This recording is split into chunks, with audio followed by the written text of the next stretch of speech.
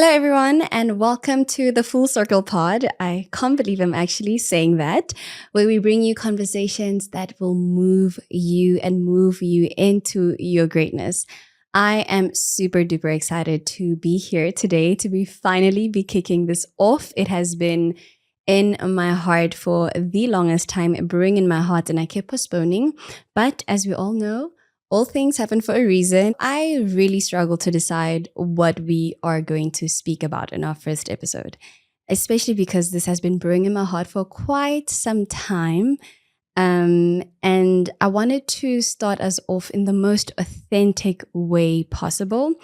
And so I decided actually I am going to share my story, to share my testimony. So many of you know me through the Miss South Africa platform.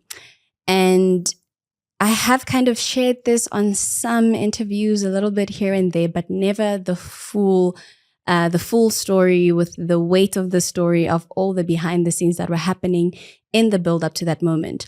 You know, people always talk about overnight success, but overnight success is not really overnight success. It's always a journey that was culminating, building up. And by the time that everyone goes, oh, wow, an overnight sensation, that is just the moment where everyone is exposed to everything that you've been building. And so I feel I have a similar story. So basically, sometimes I think that it is difficult for us to reconcile our reality with the word that we have been getting from God. And so with this platform, I really want us to be able to bring those two worlds together, because it's very easy for us to go to church, get a good word, and in our study private time, we hear from God. But then when we step out into our real lives, we don't see how any of what we've learned actually plays into that reality. And I think that my testimonies and my story is such a testament and a good example of what faith in action looks like, and how prayer led to such a big moment in my life. And I hope this will also inspire you to share a little bit of your story and your behind the scenes, because I'm pretty sure we all do have that. Okay, so I'll start at the beginning. So this was me the other day going through my notebooks. I bumped into a journal entry that I wrote in 2021. So at this time, I had just entered a pageant. This was probably the third time I had entered a pageant. So I had entered one in high school and I won. Whoop, whoop. I entered one after high school. I think it was 2019. So I was 20 at the time. Entered another local pageant and we took that one as well. And then in 2021, I decided, okay, I think this is the next one I want to do before I go on to do Miss South Africa.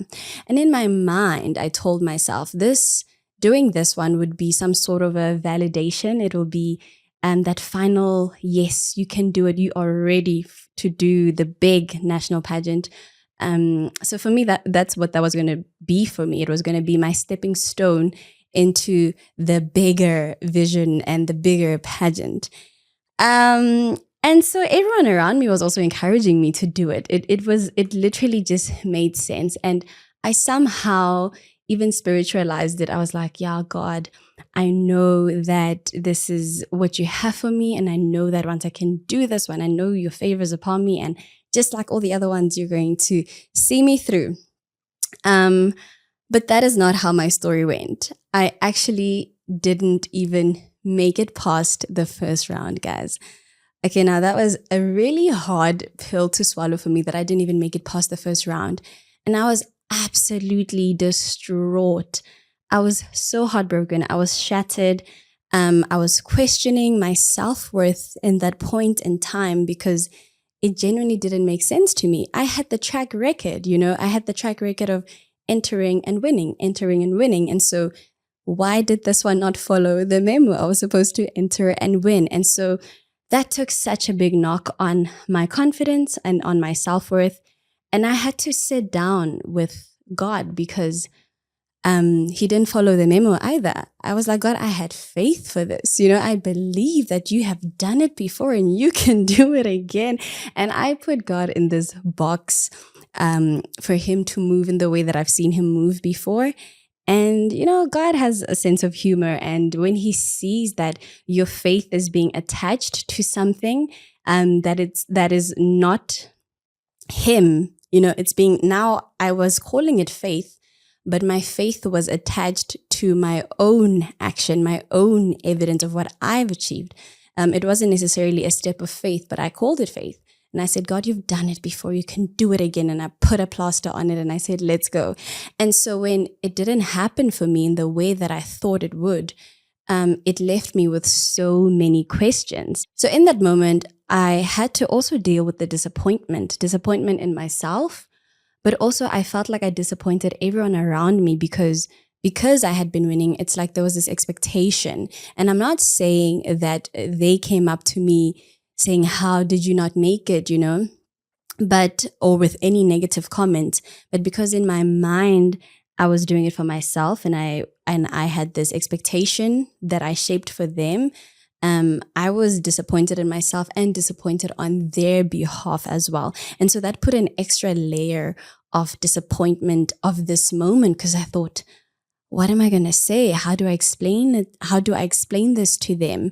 And I really had to sit down with myself. So in that moment when everything came crumbling down for me, I was literally asking, like, what does this mean? Does this mean I am not good enough to do the pageant that I was going to do? Does this, am I not good enough? I was genuinely crying. I was at my lowest. And so I went back to God and I was like, okay, God, what are you teaching me in this moment? Why? I asked myself, why am I so heartbroken?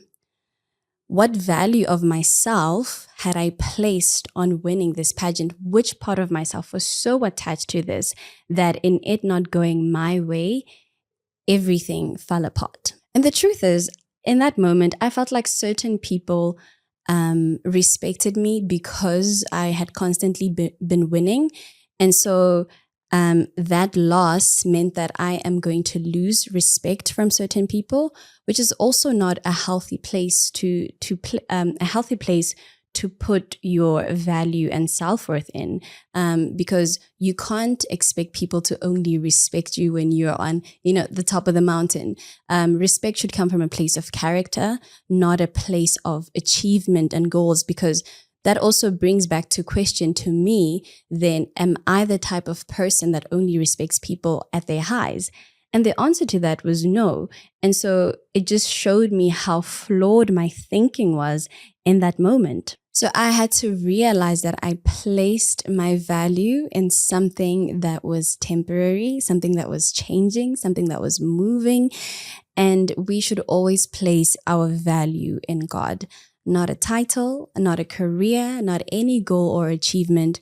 We should find our self-worth always in God. And then the second thing that God was dealing with me on was a sense of pride.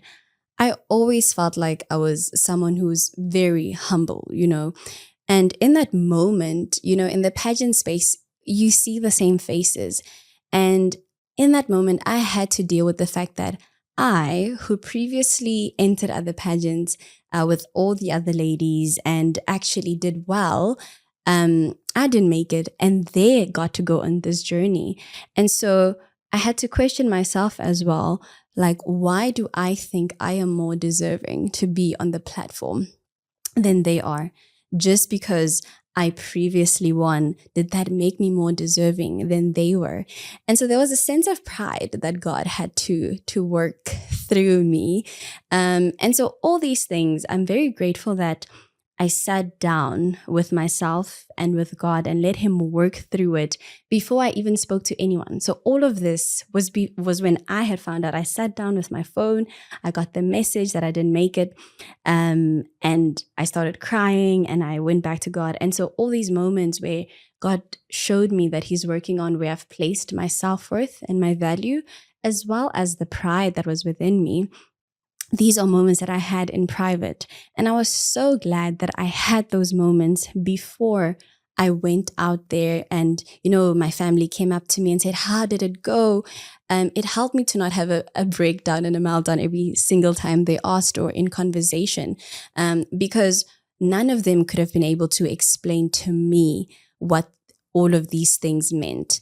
None of them could have said, oh, maybe God is trying to teach you to be humble, because externally, for me, even I believed I was humble. So this is not something that was very evident externally. So no one else would have been able to tell me, well, God is working on your pride, or that God is working on your self-worth. Once again, that is something that I was dealing with internally and wasn't aware that I have placed so much of who I am as a person on a platform that is here today and could possibly be gone tomorrow. Because sometimes we genuinely don't allow ourselves to sit down in private. We are so quick to run to other people to want them to explain to us what a failure means, to want them to explain to us what this rejection or this disappointment means, when sometimes it's literally only you and God that know what's actually happening inside of you. Because we don't allow ourselves to just sit down and ask God, what are you teaching me? God, what did I miss? God, have I misplaced my self-worth? Have I misplaced my self-worth? Have I misplaced my value? Do I have a misconception of what it means to be humble? Do I perceive other people in a way that I need to fix, These are very important questions to sit down and ask yourself before you step outside and you ask other people what a rejection and a failure means to you, because you are the only one sometimes who knows exactly what you're struggling with.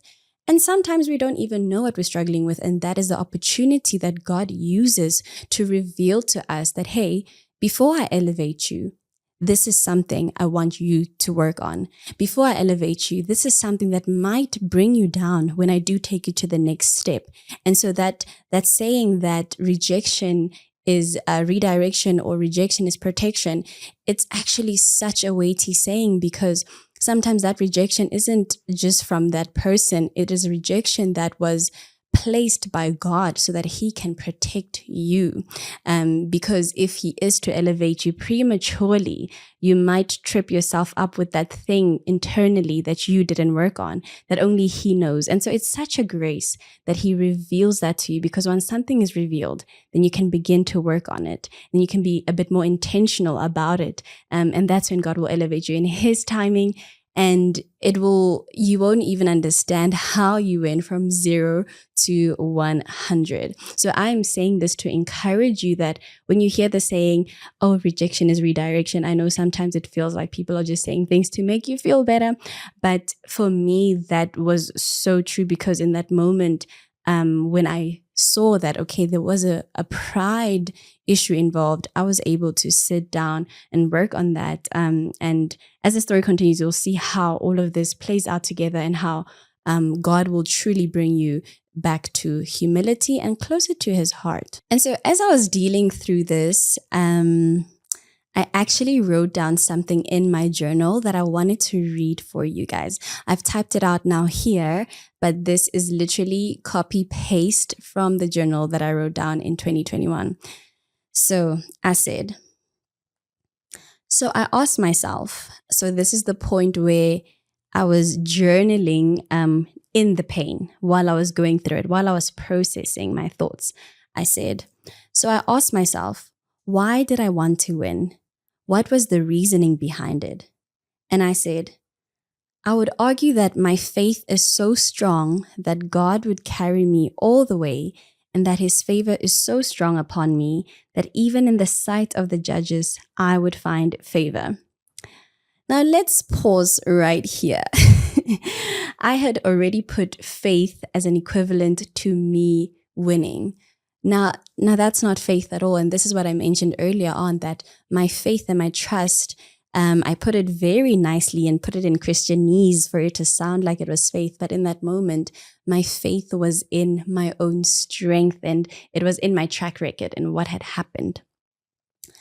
And so I continue to say, because there's absolutely no faith in saying that the only way I can see faith is if I win. And I think we do that a lot, that we see God's favor as things going the way we want them to go. And that is not always the case because God has a sense of humor. And then I continue to say, so I asked myself, since you kind of lost this, what's your thought about God and his favor upon you? Because now these are the types of questions you'll ask yourself. If you believe that favor means that you will never have to lose, and then you do lose, what does that mean? What does that mean about God's favor upon your life?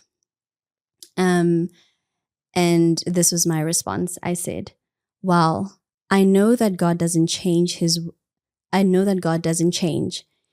words are yes and amen. His words are my truth. So if I was favored then, I am still favored now. And maybe the favor doesn't look like I wished it did. And maybe sometimes God's favor is uncomfortable and it pushes you to your destiny instead of your worldly influenced desires. Ooh, guys, how profound. I actually can't believe I wrote that, and how graceful God was to answer me in that moment, that, let me just read that last part again, that I am still favored now, and maybe favor doesn't look like I wished it did, and maybe sometimes God's favor is uncomfortable and it pushes you to your destiny instead of your worldly influenced desires. Shoo. So in that moment, I genuinely had painted out in my mind that favor means I get all the yeses. But in this moment, favor meant it's going to be a little uncomfortable. In this moment, favor meant I don't get what I want right now. And in that moment, just knowing that God's love looked a little bit different than I thought, Love isn't always getting the easiest way out. Love is sometimes letting you go through the hard times so that when you come out on the other side, there is character development. There is refining that has happened. There is preparation that has happened. And so I'm so grateful that God in that moment didn't let me sit in my questions without an answer, but he answered me, reminding me that his favor may look a little different right now, and it's not getting me to where I think I want to go, but it is getting me to the true and real destiny, not my worldly influenced desires. And I love that statement, that it was a worldly influenced desire, because if I didn't sit down and ask God, what is the next step?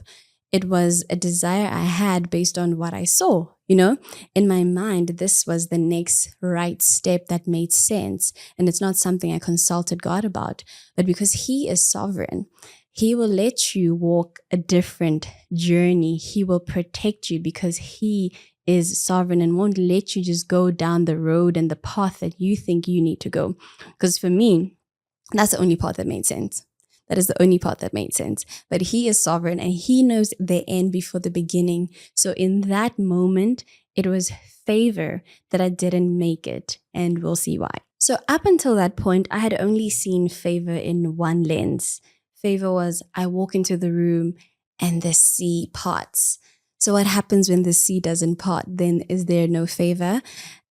Sometimes that's the only way we see God. We kind of put him in this box where he's a genie and we make our wishes and he says, yes, you can go.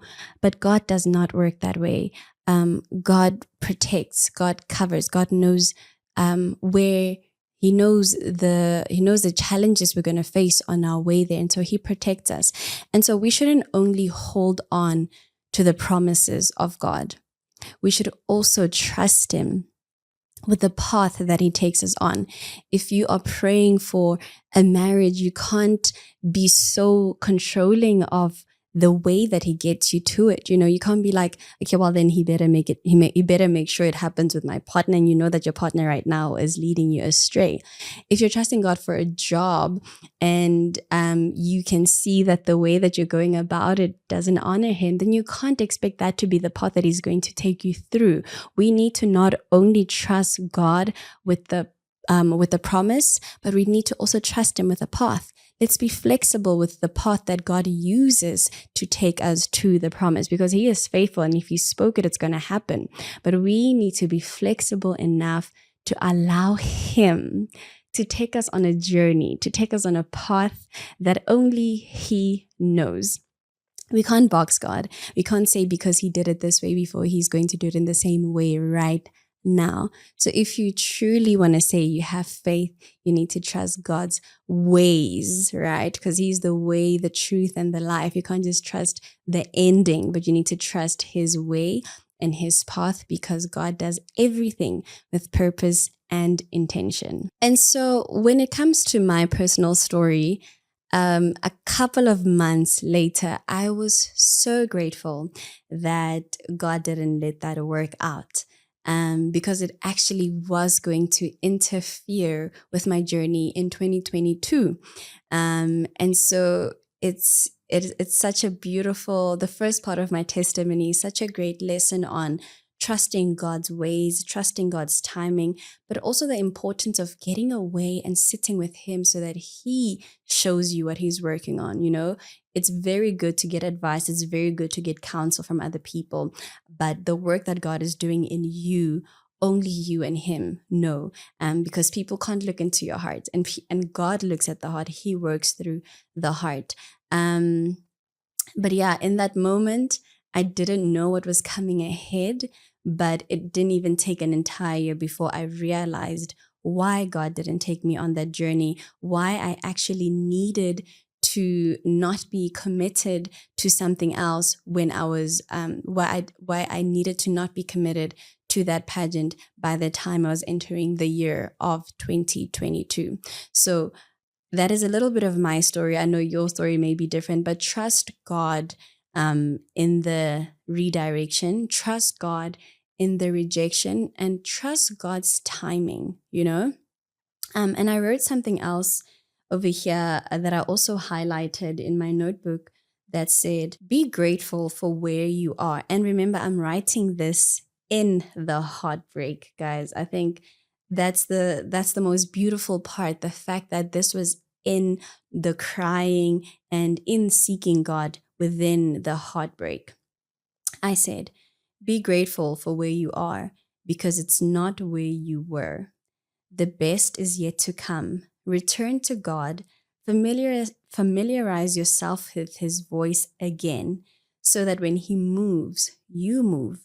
And so you also know when things don't go your way, that the voice that guides you is still guiding you in the way that you should be going.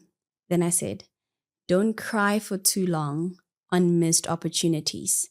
God doesn't miss anything. Your story is still being written. Even this chapter is important.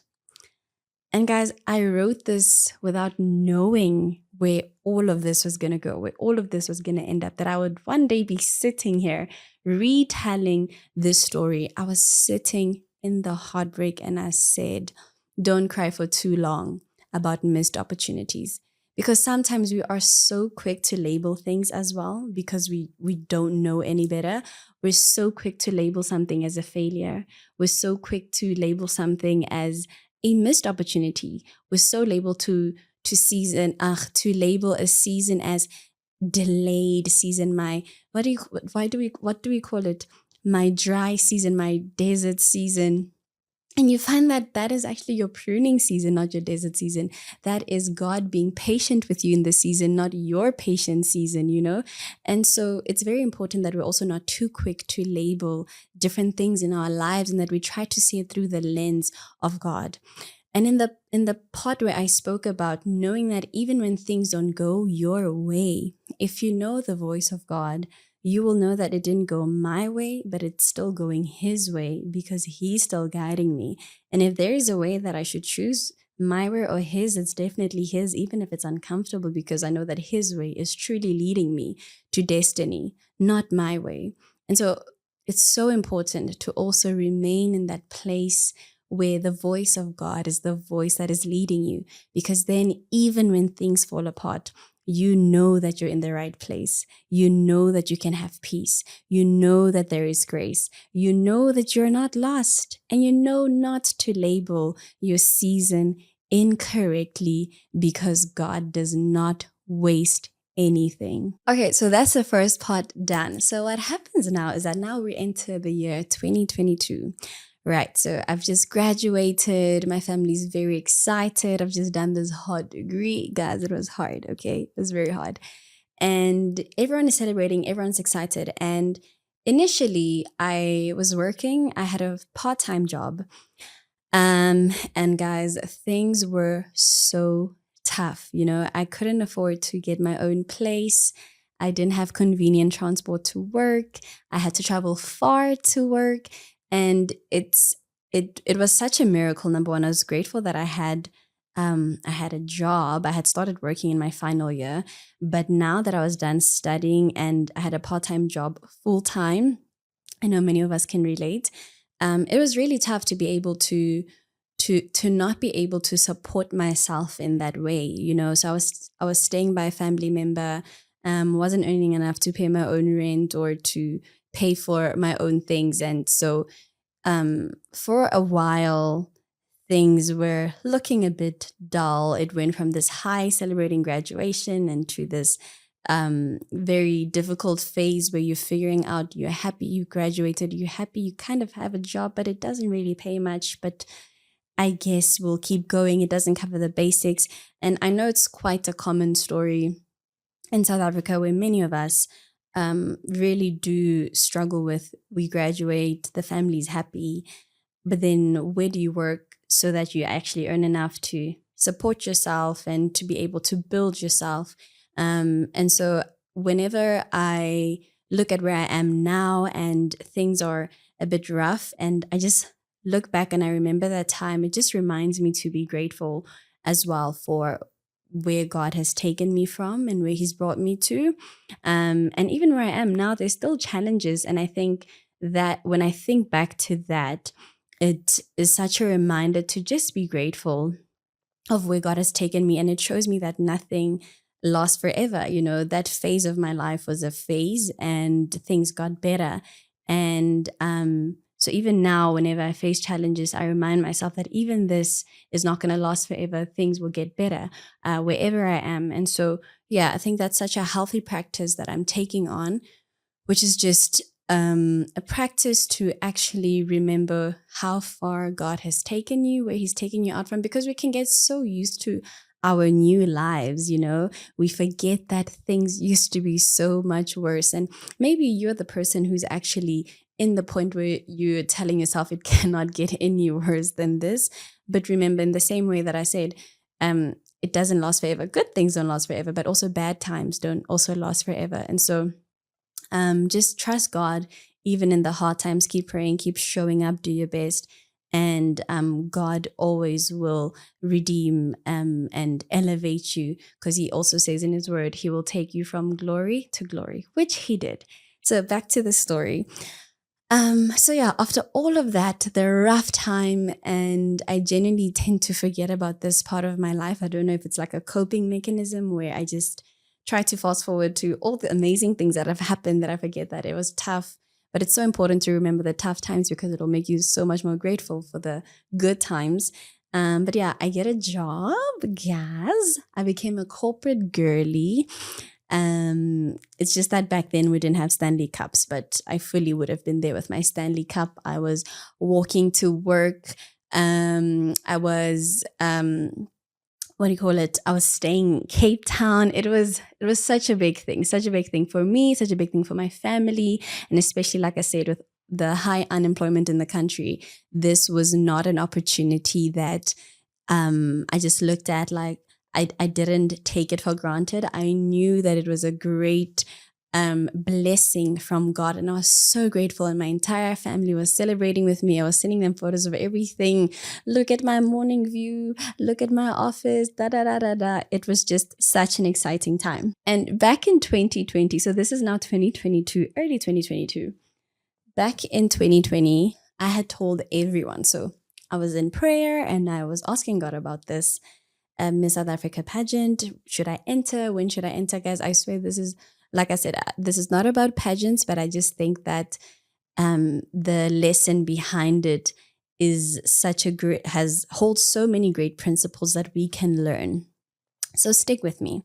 So in 2020, God showed me that I should enter Miss South Africa in 2022.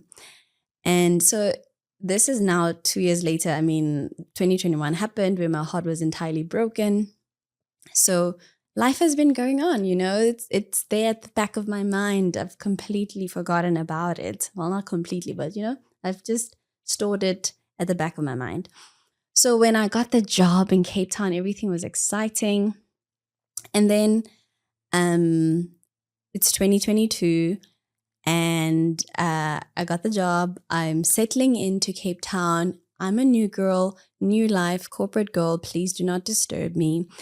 And people would just not let me have my moment. So entries were going to open. And because I was yapping about it in 2020, when we were in COVID, I had a lot of time to talk. So I was telling everyone that, guys, 2022, that's the year I'm going to enter. And so now the time has come. But I've just gotten this big job. And so I'm trying to ignore it. But people keep sending me the announcement that the entries are open and that I should enter. And in my mind, I'm like, do these people not understand that I just got the best opportunity of my life in corporate? Excuse me, give me a second. Just give me a second. And so I tried to ignore it. But I remembered that it was a God-given word. It was not a worldly influenced desire. It was a God-given word that I should enter in the year of 2022. And so I started praying about it again. And as I was in prayer, I was in prayer about it.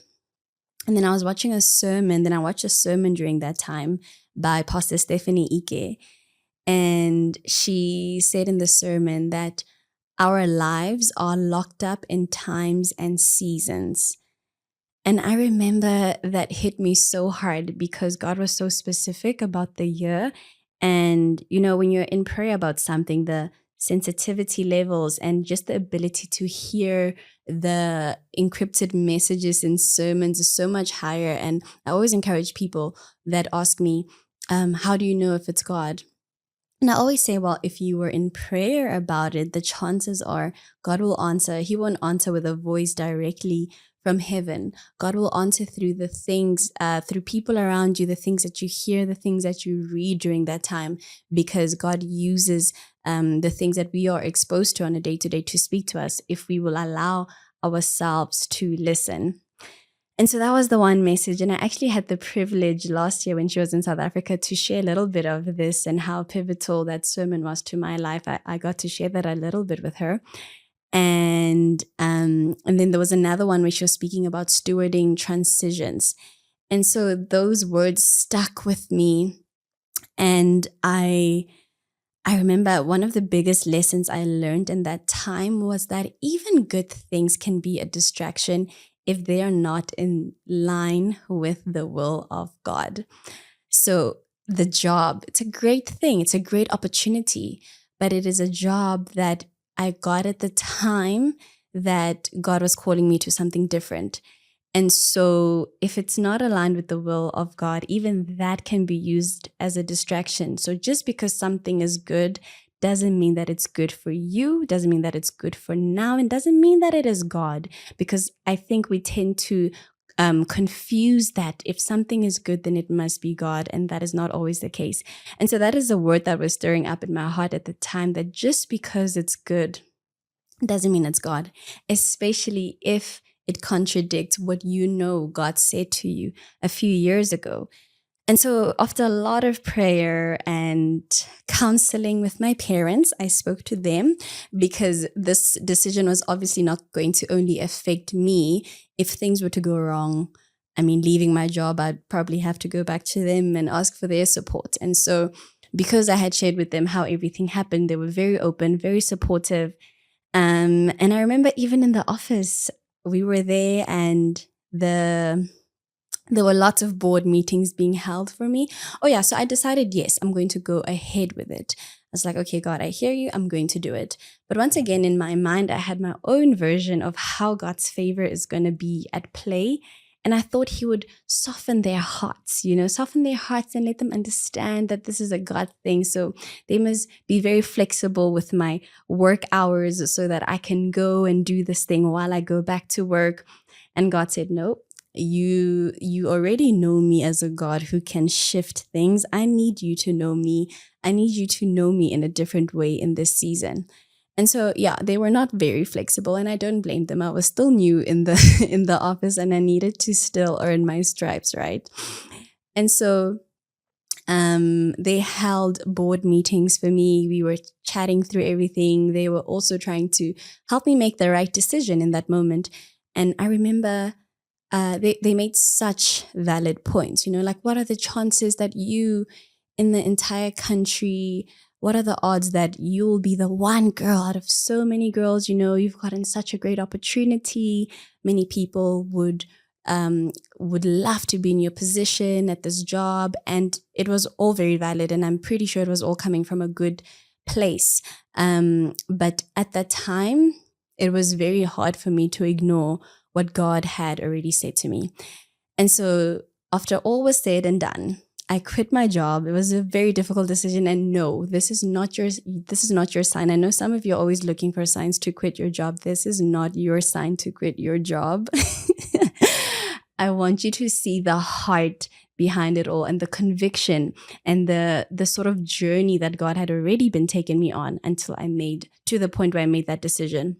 But anyway, if that's you as well, who am I to stop you? I'm not going to stop you. But I know I was one of those people that were also always looking for a sign for something. And you will find it because you're looking for it. But yeah, anyway, I decided I'm going to leave the job. It was very nerve-wracking. Leaving the job actually it wasn't just the job that I was leaving, but it actually cost me financially as well to leave the job. But once again, like I said, I'm very grateful that my parents at the time were very open to supporting me and allowing me to chase my dream. I always speak to parents in this regard to say, as far as you possibly can, support your children in their dreams, even in the way that you speak to them, because it really does make a difference. I wouldn't be here if it wasn't for the support of my parents, right? And so I move back to Joburg. I just left my job. I do everything with all the girls. And I remember in that time, I told myself that, oh God, I'm completely trusting you with this one. Like, I left my job for you. I left my job with nothing to fall back on because of you. Jesus, that is faith. And I said to myself, if I could just make it to the top 10, then the decision would have been good enough for me. And even with that was the human in me, like obviously I'm still human and I just want to make myself feel better. Like, you know what, if we can just get this, then the decision was good enough. And that was a lot of pressure because now the day came where it was the interviews that would determine who makes it to the top 10. I remember that day I was just spiraling, losing my mind a little, because now the pressure was on. I know the other girls were also stressed, but for me, this moment carried so much more weight because I left everything for this, And so I was very stressed out, like I have to deliver. But also I must say the lights and cameras, everything was also just intimidating. And the girls were absolutely stunning. It was just everything put together was such a high pressure environment. And I remember I was losing my mind, going very anxious before the interview. But I remember getting still in that auditorium where we were all sitting within our anxiety, just feeding off of each other's anxiety. I remember sitting there and I was listening to a song by Stephanie Gretzinger called Confident. And it says, I'm confident your faithfulness will see me through. And okay, I kept playing that, listening to that his faithfulness will see me through. It's not my efforts, not my own strength. Like, yes, that plays a part, but it is his faithfulness. He's been faithful. I'm believing in him. I'm trusting in him, and his faithfulness will see me through. And as I continue to listen to the song, it gets to a part where it says, "You lift my head so I can see all of heaven surrounding me."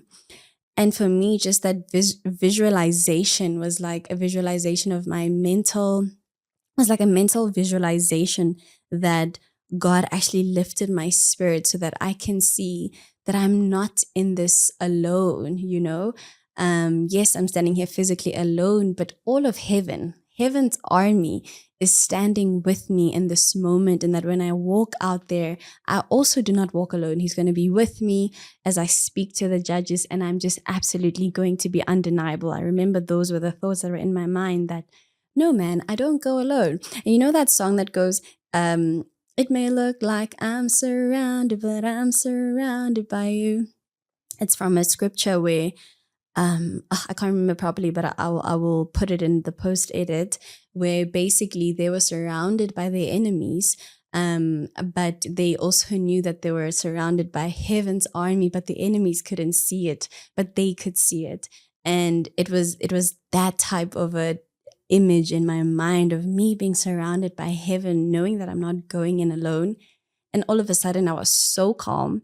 I was so confident. I went in there, had so much fun with the judges in discussion. And I had so much peace with my interview afterwards.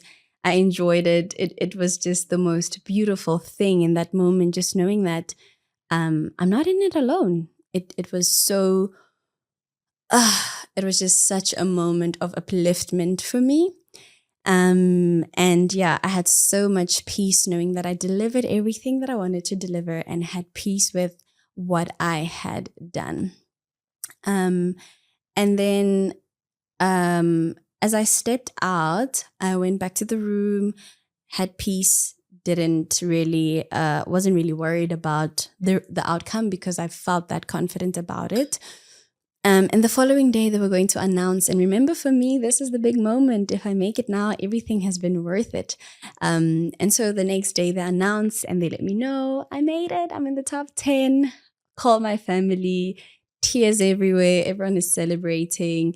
And at that point I said, God, thank you. Like, whatever happens now, I'm just going to enjoy. I'm just so grateful for everything that I've achieved so far. And yeah, so I went on this journey with all the ladies in the top 10. I learned so many lessons in that, lessons about comparison, which we'll talk about in the podcast, lessons just about being set apart and what that means for you. And yeah, we will get into all of that as we go forward. Okay, so I'm just gonna go a little bit back to where I was leaving my job, right? So I just want to read here before I made in me leaving my job, that was such a big step of faith. And that is for me more of a true version of what faith is, and more of what the Bible says of what faith is. And I want to read this scripture here, and just compare this faith to the faith that I had in 2021. The faith that I had in 2021 was more of a manipulative faith. That was more of a genie faith. You better do what I want. I pray that you do this, then I'll know that you're faithful. But this is what this scripture says in Hebrews 11:1. Now, faith is the substance of things hoped for, the evidence of things not seen. It's the evidence of things not seen. So what was the evidence here? The evidence was, number one, me stepping out without seeing where this journey is going to end, but knowing that God sent me, knowing that God has spoken, versus the faith that I had in 2021, where the evidence was seen. I saw evidence that I had won 2 other pageants before that. And so my confidence was in the evidence. Whereas here, your faith, it is the evidence of the things that are not seen. And so I'm so grateful also for this lesson that God showed me, that even my faith itself was flawed, right? The way that I was believing, in the way that I believe that he moves and he works, which is why I know that even with them at work, them not being flexible, was so that he shows me that there is this side where I really need to have faith. There's a level of faith that I need to apply so that he can reveal a new side of him. That if I stayed in the same place, the way that I think he moves would always remain the very same in my life, because I'm not open to allowing God to show me who he is. So I just thought I would share that this is what faith is, and this is the foundation of this podcast, that faith is the substance of things hoped for and the evidence of things not seen. And when we have the faith for the things not seen, we move. The evidence is in how we move without seeing, until God finally takes us to the place where we can see everything that he has put in our hearts and in our minds. So have the faith to know that when you are obedient, God will achieve what he wants to achieve in and through you, just through your obedience, through you taking action, taking the steps before you even see what exactly God was going to do. So as we're getting closer to the final, I actually started feeling like God genuinely wants to give me this title, and that God is going to make me win. And I was afraid. Have you ever been afraid of winning, guys? Have you ever been afraid of success?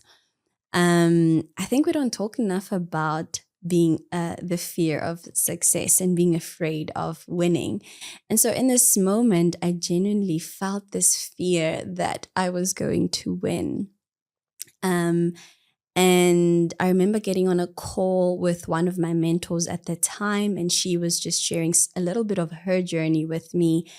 And I remember her telling me that she negotiates with God.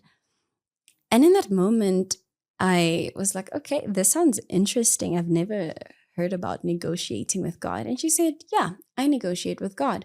And I said to him, if he gives this to me, then I will do this, this, and this. And all of that would be things that honor him, things that glorify him. And I thought that was just such a powerful thing in that moment. But that moment also confirmed my fear, because I realized that is not what I want to say to God. I don't want to tell him if he makes me win. No, because I really felt like he wants to do that. And I was like, okay, I'm going to have to change this up. I'm going to have to say, God, it's okay if you want to make me win. It's okay, you can make me win. But now here was my condition. But then you have to promise to be with me every single step of this journey. If you are not in it, I don't want it. And so that was my negotiation with God. And after I said that prayer, I felt this peace in that moment. I felt like, okay, no, now he can really do what he wants to do. And physically, I had prepared, and I never want to blur the lines between being prepared and just saying fluffy things to say, oh, if it's God's will, it will happen. Like, no, it wasn't just God's will. It was also preparation. You can know that God has a will for your life, and God has a plan for your life, and God has promises for your life. But the evidence that you know that should also show in your action, in how you prepare, in the research that you do. So I had done my research, I had rehearsed, I had practiced, spoken to people to align myself with what God wanted to do. So let's not blur the lines. And I know this happens a lot, where we say, if it's God's will, it'll happen. But if you're not preparing for it, it won't. You need to show that you believe that God is going to do it by doing the action that brings you closer to it, so that when preparation and God comes together and the timing of God come together, then you are absolutely and completely undeniable. Okay, I quickly want to pause here to speak about the importance of inviting God into that preparation process. A lot of us want to do our preparation ourselves, and then right before we are at the end result of the process, then we say, okay, God, now be with me. But there is so much beauty and power in inviting God into your preparation process. Ask God, God, how do I go out there and articulate myself? What research should I be doing this? I apply this even in my studies. I say, God, what is important for me to study? I don't wait. It's like I used to do this in high school though, where I would study everything. And then before I write, I say, God, please be with me. But I started practicing this where I invite God into the preparation. God, help me to notice what is important. Help me to capture what is important. Help me to study the right things. Help me to research the right thing. And I have found that when I invite God into the preparation, things move so much easier and smoother because God is in the details. And back to the story with Miss Essay, I remember even with the questions, when I got into the top 5 and the top 3, I had prayed that, God, I really have these things that He helped me prepare. And I was like, no matter what, I want to be able to say this. I want to make sure that I want to make sure that I don't get off that stage without people hearing this. I think people really need to hear this.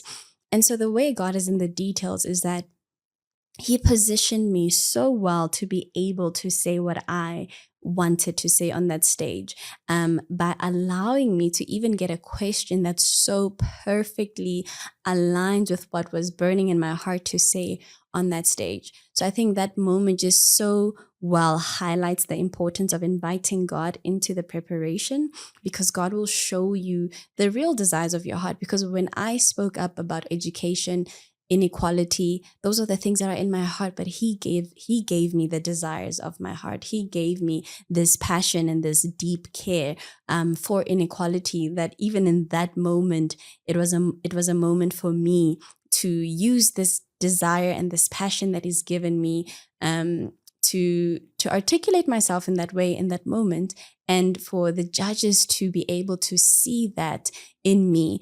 And so I say all of this to say, invite God into your preparation, and not just when you're about to do the final thing in the final moment, because God is in the details. And so the beauty of just inviting God into the preparation is that even when you're about to step out and deliver the final thing, it's so much easier to say, hey, God, like, we're here now, be with me. I felt like I was even a lot more confident knowing that even everything coming to that point was not just me by myself, but it was me and God. And so going forward with Him, I had so much peace. I had so much confidence, because now from that top 10 interview where God told me, I'm with you, I'm surrounding you. It's like that stayed with me throughout. And that gave me so much confidence, because I know that He was never and would never let me down. And so God was very faithful, and they announced, and the winner, Miss South Africa 2022, Ndavi Nokeri. I actually think I said it just like Anele did. But yeah, in that moment, I was overjoyed. I didn't have fear. I didn't have fear in me. Because I had already said all the prayers. Like, yes, there was a little bit of fear, but it was like, oh my gosh, this is amazing. This is incredible. How is it going to change my life?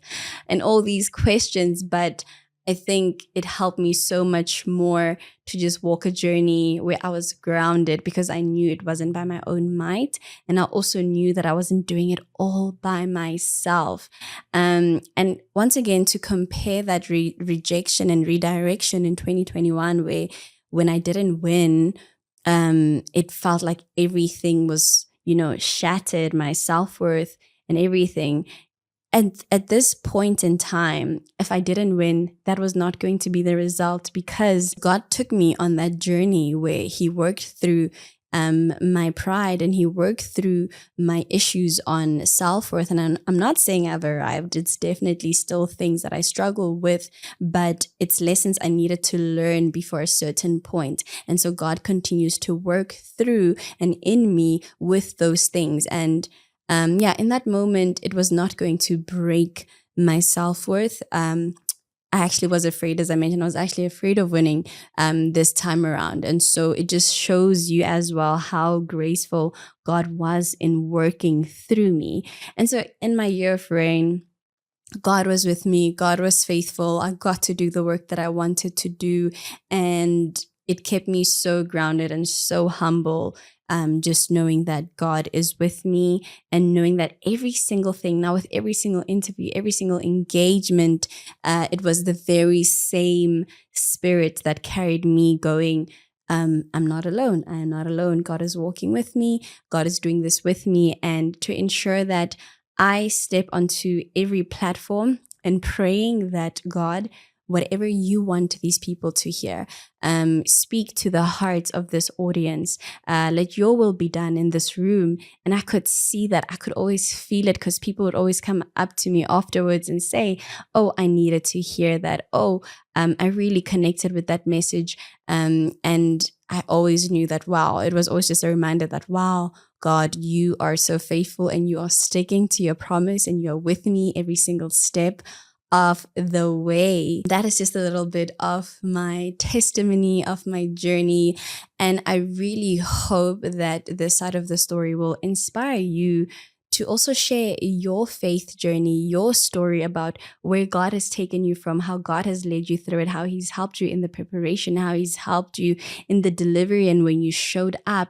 And that's what I want this platform to be, a place where we all feel this safety, and we all feel this coming together of what it means to be a woman of faith, or a person, an individual of faith, and how that translates in our day-to-day life. I feel that everything, my entire journey, I feel like everything has culminated to this point, to this time where I'm able to share my story from this point of view, the point of view that was the most important, because without it, there would be no story. And I know that God is still writing my story. So stick around. And if this inspired you, please do share this with your friends, family, whoever you think would be blessed by hearing this. And I'm very excited to take you along on this journey. So yeah, that's it for me, and I will see you soon.